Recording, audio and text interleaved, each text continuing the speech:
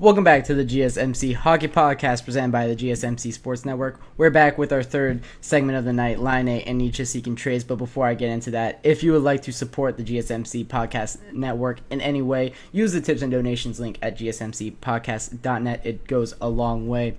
But without further ado, let's get right into this next segment, Laine and Necas seeking trades and what that could look like for the teams. First off, Patrik Laine. We'll start with this guy, who is probably the biggest name. Of course, Martin Necas probably demands more in a return than Patrik Laine probably does for the Columbus Blue Jackets, but Laine is probably the biggest name involved in these trade talks right now. Of course, the Columbus Blue Jackets got Patrik Laine for Pierre-Luc Dubois back in 2021. They also got, in return, Jack Roslovic and a pick, I believe, for Pierre-Luc Dubois, and I believe there was another piece involved in that trade on the Blue Jackets side, but I cannot think. I don't know if it was Kevin Stenlund, but it definitely could have been.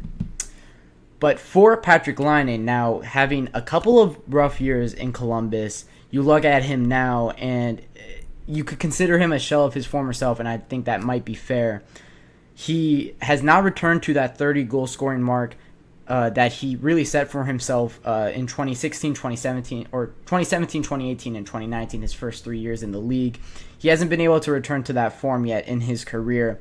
That could be because of the Blue Jackets. However, you look at so many superstars that play for the Blue Jackets, talking Artemi Panarin, talking maybe even Ryan Johansson, Matt Duchene. The Blue Jackets don't do good at getting their most out of their superstars. You're looking at Johnny Gaudreau, and he's not a point per game anymore. He looks kind of like a shell of his former self. So for Patrik Laine, what can they get back? And Laine never seems to fit anywhere. Is he a real commodity? The thing with Patrik Laine is he has a, what do you want to say, top 10, top 20 shot in the NHL. And that could fit on a power play. And maybe, and this is what I really want to talk about here. I think he could fit very well on the Carolina Hurricanes, and I wouldn't be shocked to see a Laine for Necas trade. Clearly, both of these guys want out of their respective organizations here. Maybe Carolina doesn't have the cap space for this, so maybe the Blue Jackets would have to retain a little bit because Laine, of course, has that $8 million contract.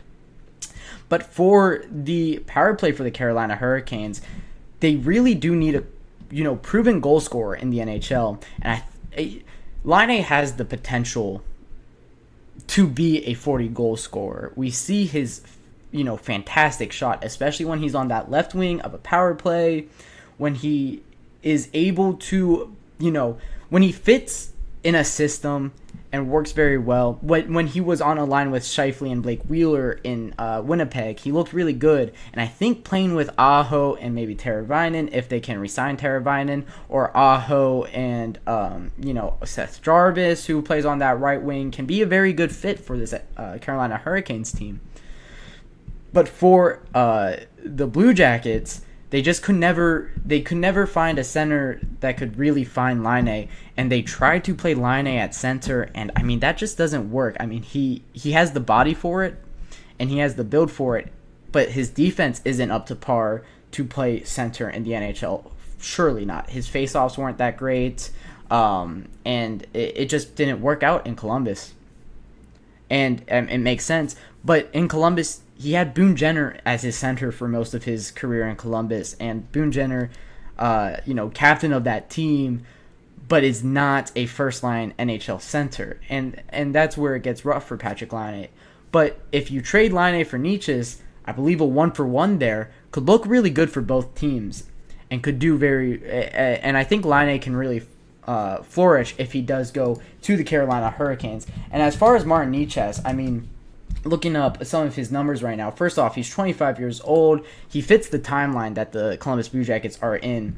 But for Martin Necas, first off, he's a center in the NHL. What do the Blue Jackets always need? No matter what they do, they always need a center. And Martin Necas can fill that role very well. Of course, the Blue Jackets will probably need to give up something else in this trade.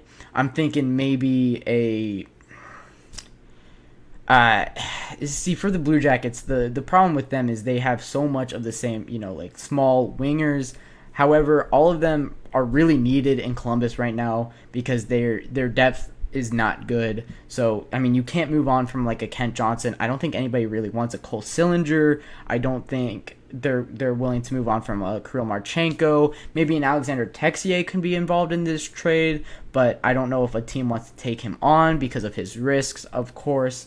Him not playing in the NHL in the year 2022 to 2023. So, I don't know if the Blue Jackets can find things that they want to give up in this trade between the two of them, or if maybe Don Waddell just knows who the Carolina Hurricanes favor from this Blue Jackets organization, because of course he was the general manager there before he became the Blue Jackets general manager.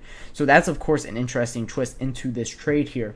But for Martin Necas, he's got 53 points in 77 games played last year, was a fantastic player, 17 minutes of ice time, was playing on that second line in Carolina, really did well in the playoffs as well for the Carolina Hurricanes. Had 2 goals in their final 2 games when they were trying to make that 3-0 comeback on the New York Rangers.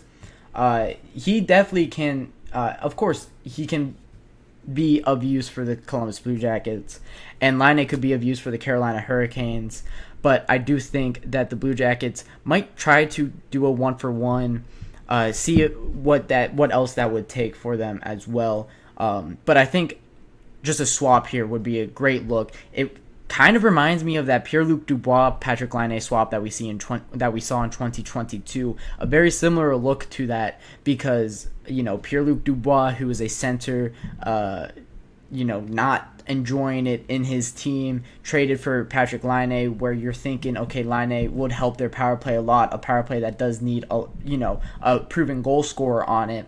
We could see something. So we could see something similar, but I do just think Carolina Hurricanes are a better organization than the Columbus Blue Jackets are, and can make the most out of a player like Patrick Laine, who he does have talent, and you're looking at him, and he's a great skater. He is a great stick handler, and he has one of the best shots in the NHL. So I think anybody would welcome that winger on their team. And as far as Martin Necas, he is a great center on a great team.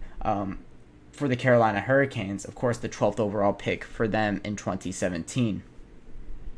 But also Nikolai Ehlers, there are some trade rumors with him and Winnipeg. I don't know if he officially requested a trade, as I do know these two have officially requested a trade.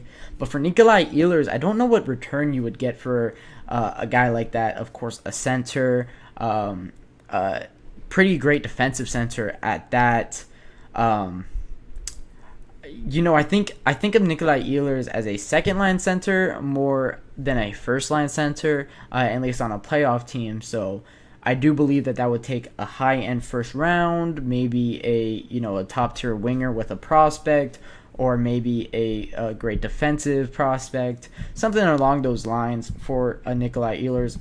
It is interesting with him and his situation because we don't really know where the Winnipeg Jets are at. We assume that they're a buyer, as they did have a fantastic regular season this year and earned the first seed in the Central, if I'm not mistaken. But in the playoffs, they get just completely swept out of it, and they didn't really have any hope, as it was a horrible showing from I can't believe I'm blanking on the goaltender's name. I actually can't believe I'm blanking on the goaltender's name for the Winnipeg Jets. He's one of the best goaltenders in the NHL. But anyways, when you have these pieces that just didn't get it done in the postseason, what do they want to do? Do they think that they have that roster that, we can clearly say that they can contend in the regular season, but when it came to the playoffs, they just completely fell on their face? So will they, or Connor Hellebuck, there he is. I can't believe I just blanked on his name. I knew it would come back to me. Connor Hellebuck's the goaltender for the Winnipeg Jets. But for this Winnipeg Jets roster, we don't really know where they're at. So trading away a proven commodity in Nikolai Ehlers just doesn't make sense to me for the Winnipeg Jets, but we'll see. Of course, going into this offseason, it's going to be a crazy one in the NHL, as there are so many teams that are just all over the place, not really having an identity. Washington Capitals, Pittsburgh Penguins, Blue Jackets, Flyers. Those are 4 Metro teams that I don't think that they have really a direction right now. It'll be interesting to see what a lot of these teams do in the offseason as we are getting to it, as we are one game away from the Florida Panthers winning it all if they do win. But that'll wrap it up for our third segment of the night. For that, such big money for seasoned players these days, and they could come to a team and suck. I prefer what Conroy is doing in Calgary, building from within mostly. I actually completely agree with that. I mean, I look at the Johnny Gaudreau sign in Columbus, and I mean, they're really tied with a contract like that, 9.25. You look at the Seth Jones contract in Chicago, 9.25 for him, who just Chicago has been nothing but dreadful since he signed over there. The New York Islanders, the New York Islanders really tried to build from trades and free agency and re-signing players, but that hasn't worked out for them. The Carolina Hurricanes try to do it. That hasn't worked out for them. So Calgary has had great opportunity. They just haven't been able to get that playoff success, and then their entire roster blew up when it did blow up, and they had opportunity there. We'll see what they look like next season. I don't know if the Calgary Flames will really be contenders next season, as we'll see if they do go into a full rebuild, which I think that they might just go into, see if they trade, high-end guys from their team right now. So we'll see what they do in this offseason. I think that might be one of the more interesting teams of this offseason, especially of how great the Pacific is looking right now. But that'll wrap it up for our third segment of the night. When we come back, we'll be talking about the Utah Hockey Club and their design and give you my thoughts on that.